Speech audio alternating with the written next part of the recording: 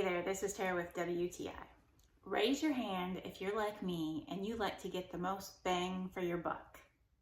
Well, Topre has totally lived up to the hype with all these extra little features that comes with this double insulated gallon-sized water bottle. First of all, I like the cover that came with it. It was easy to put on. All you had to do is slip it over the top and then zipper it up on the bottom. It makes it easy to carry because it has a little handle that you can hold on to, or you can use a little strap that clips onto it. And I love how it has a brush that's long enough to get inside and clean the water bottle, as well as a tiny little brush that will clean the 2 straws that come with it. They thoughtfully included 3 different kinds of lids so that you can choose which one that you prefer.